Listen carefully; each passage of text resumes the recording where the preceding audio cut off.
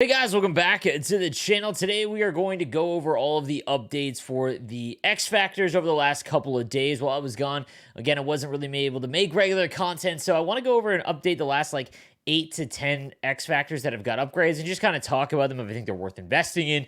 If you've got them untradeable, should you dump your coins and collectibles into them? And as always, guys, make sure you subscribe to the channel if you haven't already. All right, let's get into the X Factor updates. All right, let's kick things off with Marc-ANDRE Fleury, who did get a 90 overall and a new updated card art, which just looks so good.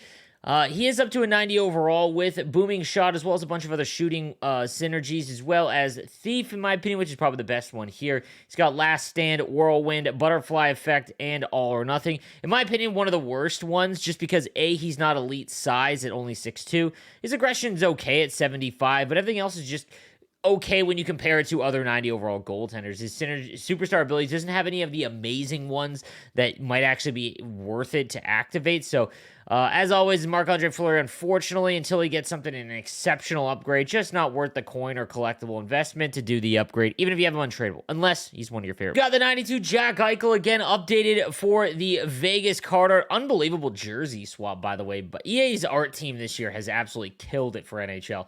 Anyway, he's got Magician and Thief, as well as Spark or Fly the Zone and Distributor, and then Booming Shot. So if you activate all of that, he's got 95 speed, 93 acceleration. His shot is in the mid-90s. This is one of the best cards right now. I know I talked about Cap Resolve and, being worth it to upgrade now. Eichel's kind of been one of the better cards to upgrade the whole way, but he kind of got stuck, obviously, at 87, 88 because, well, he's hurt. 92... He isn't going to see an upgrade for a while, in my opinion, more than likely, because, well, once he gets back, it's going to take some time. I mean, maybe not a lot to get, Team of the Week, prime times, all that kind of stuff. It'll be a while before he gets what I've been deemed the charity upgrade, okay? So maybe it's been a while since he's gotten a primetime Team of the Week. They'll just give him a random Superstar Origins card, something like that. But even if you don't, he's unbelievable size, speed, shot. This is the exact combo you want. You can play him at center. You can play him on the wing. I would rather have him than Alex Ovechkin right now, and I just got him untradeable in my choice pack, and I'm going to spend the coins or the collectibles to upgrade him. Guys, I want to mention real quick, because I get a lot of questions about this, how I talk about, having too many of these or they're too expensive. So, if you are someone that can play Hut Champs and get, if you can get 11 wins, you're golden. But let's say you can only get a few. Even if you can only get a few and you get a few collectibles each week, that's like an upgrade just for free. Not to mention, if you take on tradable rewards, a lot of these X Factors doing the upgrades are worth whatever new event item is out because they're capped. So if you're trading in the untradeable cards to do upgrades for the collectibles, that's just an easy way to do it. Not to mention, you can buy, 81 or 80 overall cards to do the repeat 18 cash in for a collectible set for much cheaper. Just keep all that in mind. It's not extremely difficult to have a bunch of X Factors. Again, when I made the video early on, just, kind of being like, hey, maybe don't have a million of them.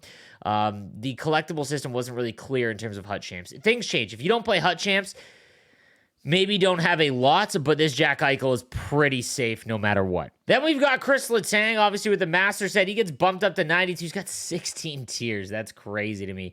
A decent synergy combo obviously gets Distributor as well. So you can have him at 93 speed. His body checking is almost maxed as well. So just a really nice combo. And not to mention, he's got quick pick, which is great. And if you have a speed upgrade on him, in reverse is actually pretty decent as well. Just, trying to stay in position. His shot is great. His hand stats are good. One of the best right-handed defensemen in the game right now. If you have him untradeable, let's say you got him randomly, I think you could invest. I don't know if I would go out and spend the 120,000 coins and do that because, again, it's tough for defensemen to get Team of the Week in prime time. It's just a little bit more difficult, and I don't know how many, KRIS LETANG is going to get up to more tiers. So keep that in mind. If you have him untradeable and you, like I said, you play Hut Champs and you play Rivals quite a bit, this could be a pretty good or a really good card to upgrade. If not, I think if you're pay to play or you play a ton, you can get a lot of coins and collectibles via Hut Champs. I don't know if I would spend it on them. I think I'd rather have Makar, things like that. So I want to touch on HELLEBUYCK, 87 overall now, Protector, as well as all the basics. He's got Thief and Magician as well. Whirlwind, not very good. Dialed in, very situational. 6'4", he is much better than Fleury, for example, 75 aggression, and then all the other stats are pretty close together in terms of it. But like, I don't think you want to spend all of the coins and collectibles upgrading Connor Hellebuyck just because his superstar abilities don't really separate him from the pack. 6'4" is great size, but there's something about Carey Price and that post-to-post ability, guys, that it's just absolutely wild. So I'd much rather have him than investing coins in Connor Hellebuyck. Kyle Connor now up to an 88 workhorse, fly the zone, all of the speed synergies there. So with fly the zone activated and, booming shot or, let's say applesauce, that kind of thing. 91 speed, 89 acceleration, decent shot as well. I think if you got him in the starter pack, like, there's room for it here, but it's still a considerable amount of coins for something that doesn't have elite skating, you know what I mean? And his zone ability, while Wheels is good, it's only really good if you have a guy like McDavid, who's like 95, or speed that if you were to keep it up with the puck is just not able to be caught. 89 or 91 speed is still able to be caught quite easily at this stage, but nonetheless, he's not a bad card at all. I'm not going to say he's not good. He's having a great season too, so he could get a lot of upgrades. But until he gets into that 90 skating with acceleration as well, I do love his agility with synergies activated as well. But it's just, I think there's a lot of other lefties that I would rather have in that case.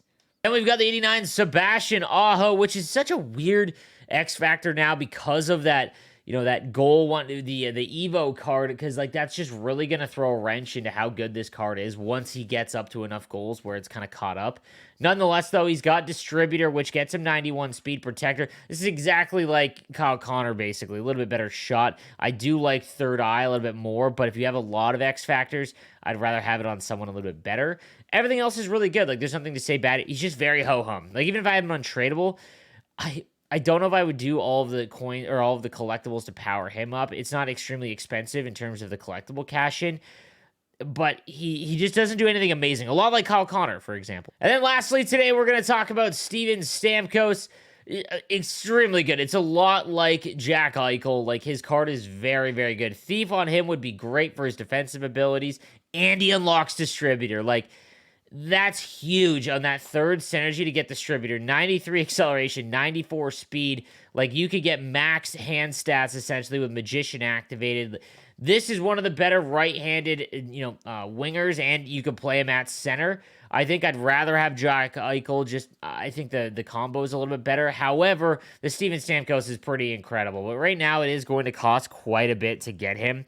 Like, I don't know if I would spend $320K plus the cost of him. However, if you've been playing since the beginning, and let's say you have McDavid or you have McKinnon, Matthews, if you get him now as your choice pack, there is not many cards that I would rather have than Steven Stamkos if you were doing your X Factor choice pack. Like, I'd rather have Eichel, but after that, I think I'd rather have Stamkos than Pasta, Panarin, for example, and even McKinnon now with that last upgrade, but McKinnon will get a giant boost at some point. But nonetheless, I think this is a really, really good card, and if you already have McDavid or you have McKinnon, you're chasing those X Factors, Stamkos would be my pick. All right, guys, so that is going to do it for the X Factor update. Let me know if you have any questions in the comments section down below, and I will see you next time. Have a good one.